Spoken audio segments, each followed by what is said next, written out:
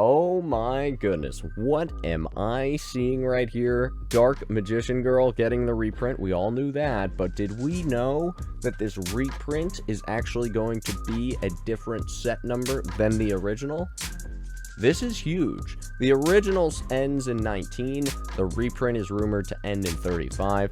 If this is indeed the truth and the facts, there are so many implications of the market that we're going to see. It is going to be massive. Konami, you have done it again. You've been on fire the last few years with the collectors and investors and folks. It's going to happen again if this is reality. Stay with me. In a world full of Yu-Gi-Oh cards, grading, selling, buying, one card game remains supreme. One man has the insights you need to know. Watch and subscribe now. YugiohTube. What's up, YouTube? YugiohTube here, and again, let's take a look at this. Long story short, we all know the Dark Magician Girl Lost Art promotion was getting a reprint. Everyone at that point thought this would be a disaster. Prices are going to tank. Prices fall. And if you notice, there was a lot of fire selling going on after the original news a few months ago that this was getting a reprint. Now, looking at this, again, this is breaking news. Looking at this, if this is true, that the reprinted Dark Magician Girl from 2021 actually ends in EN035 as opposed to EN019, this is massive, massive breaking news. Why? Why does it matter? Folks might say, this is just a different number on a card. This means no difference. This will not affect the price of the originals because guess what? They're all the same cards. Does that thinking go into effect when we're talking LOB Blue Eyes compared to another reprint Blue Eyes? When we're talking any sort of reprint compared to its original counterpart? And you might say, it's so little of a difference. It's a set number. Who cares? Well, who cares if a first edition has a first edition stamp on it and it makes it worth 30 times the amount of that in unlimited form? Folks, we have to realize this is an iconic card. This is an artwork of Dark Magician Girl we have never seen in the TCG. And we all know the Dark Magician Girl simps out there are going to pay the big bucks for something like this. And now, there is an exclusivity when it comes to Dark Magician Girl. I repeat, there's an exclusivity and a rarity and a difference when it comes to the originals from this, or last year, to this year's reprint, if this is indeed true. This also tells us a few other things. The next thing is, Konami is finally catering towards the investor-collector aspect and just the simple player aspect. They have done it with first edition product. They did it with Toon Chaos. One wave of first edition, after that, unlimited. Some people say, well, that was because of the pandemic. Other people say they actually made it first edition rare. We don't know what the reasoning. I don't see any confirmation either way. If the same thing happens with Ghost of the Past, which is in a whole new video on its own, this thing is going to be massive. They introduced Starlight rares, Konami did. Very tough pulls. They brought back Ghost rares with actual tough pull rates. Folks, they are doing a lot for the collector, rarity, investor market, and still giving the players what they want in a card in a less rare form. If this is the case again, Konami, chef's kiss. You are winning the internet right now. Now, again, upon this news, everyone fire sold, everyone dumped their Lost Art EN019 Dark Magician Girls. Also, keep in mind, on a side note, and a very important one at that, Dark Magician Girl and Lost Art cards in general, extremely tough to grade. Extremely tough to grade. We have had, as of this point, it's about 10:40 a.m. on this, what is it, Thursday? Thursday, May 6th, 10:40 a.m. 81 Dark Magician Girls Lost Arts were graded. 5 of them, I repeat, 5 of the 81 came back Gem Mint 10s. That is some unheard of current game gem rates. You're talking 6 to 7% of these Dark Magician Girls that get submitted to PSA get gems. Probably a whole bunch of them also were sent at a high service level to come back that quickly. That's another thing. There's probably a bunch still in bulk, a bunch still in the value submissions. The ones that were submitted and currently in the pop were probably the ones submitted at high service levels where a lot of folks thought these are going to be Gem Mint 10 worthy cards. Unfortunately, only 5 of these 81 cards that were submitted got that Gem Mint 10. Extremely low Gem Mint 10 population reports. Okay, so they're very hard cards to grade, making them very attractive.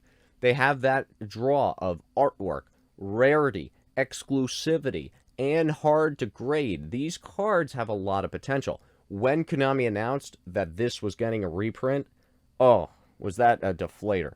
Balloon popped. Everyone's just down in the dumps. Everyone's, is a fail. It stunk. Who cares about Lost Art anymore? But now, if this is true, this could also follow up into other Lost Art cards. Let's talk Monster Reborn, Exodia. Pick your poison. There's so many great cards that are that were uncensored in the OCG that finally came to the TCG. Tough to grade as well. But folks were straying away after this announcement of this Dark Magician Girl being reprinted. Everyone's, oh gosh, Lost Art is dead. It's over. It's done. Maybe not. Maybe, just maybe, Konami will keep these exclusive. Maybe, just maybe, if there are a reprint, they would just go at a different set number. Again, later set number, people will know the original. They would want the original. And folks, there's a lot of potential. I see a lot of potential if this is true for Lost Art. It lives again. So they could print this artwork 8,000 times if they want, this Dark Magician Girl. But the EN019 will always be the first version. Okay? So it might not be the worst possible case at this point to just take a look at these Dark Magician Girls ending in 019. And I would not be shocked at all if these things just totally skyrocketed out of the news from this and then eventually kept going up over time. Now, when the reprint comes out on the 035 this year, will the 19 version drop? Oh yeah, you have to imagine. The surplus on the market would be huge. Why would the average collector want to go spend $100, $200 for the 19 version when they could get the 35 version for $30 at their local game store? Right? This should cause prices to dip on the 19. Long term, though, we look at the long-term potential of the 19. These are some of the best current cards, in my opinion, to look at when it comes to investing in current Yu-Gi-Oh cards made, let's say, from 2015 onwards. Again, I'm no financial advisor. I could be totally wrong. I could strike out, but I could also hit a home run. It's up to you to do your research and figure out what you think is worth the risk. In my personal opinion, if this is true, Lost Art Dark Magician Girl is not going anywhere. The 19 version of it will be quite valuable, especially in high grades. Am I going to say the 8s or 9s are going to be expensive? Probably not. Am I going to say the 10s will be expensive? Probably. Right now we're looking at 110. What has it got? 4 or 5 days left on it. It's at over $1,000. And a lot of folks, myself included, scoffed at the person spending, what was it, $2,000, $3,000, something absurd for the first PSA 10 that came out and went on eBay. That person who bought that may end up having the last laugh in the end, long term from now. With a gem rate of 6 to 7%, 5 out of 81, and I understand there are a ton, probably hordes, just pallets of these at PSA. Even then, I feel like the quality of Lost Art in general just simply isn't that good. I feel like the Lost Art quality is not good. The artwork is amazing. The rarity, scarcity, exclusivity is amazing as well. And when you combine those factors into something very rare and special, I like the upside here. I think this is a home run hit from Konami to say, look, we're going to reprint it so more people can get it, but we're not going to put it at the same set number and same set code. Same set, yes. Same code and card number, no. So there is that exclusivity when it comes to this. Almost like a first edition print without the first edition label on it. I think this is tremendous news. I really, really like the upside here. And again, this puts less of a risk on the other Lost Art promos out there. This puts more of a draw more of an intrigue, especially when you look at PSA giving out 8s and 9s and even less than that all the time on these cards that were probably expressed or at least regular service. Now, probably the junk, a lot of the junk is going through the bulk or value submission. Maybe not, but if something looked 10-worthy, you would submit that at the higher level. So we'll have to see how the gem rates progress in the next 1 year, 2 years, 3 years, 4 years, 5 years. I'm curious to see it. I applaud Konami if this is the 100% true. I think this is a home run hit. I think Konami has been killing it when it comes to catering to the rare collector base, because right now, even though they're reprinting it, even though there's going to be a lot more same artwork on the market, you can't replicate the EN019 version if this is in fact the truth, if the 35 version is a true story. And I love the move by Konami, so that way everybody's happy. People want the card are happy, people want the rarity happy as well. Till next time, are you happy? Give me a comment, like, subscribe, all that good stuff. Bell, whatever that means. Bell below. Thank you. Until next time, YugiohTube, signing out.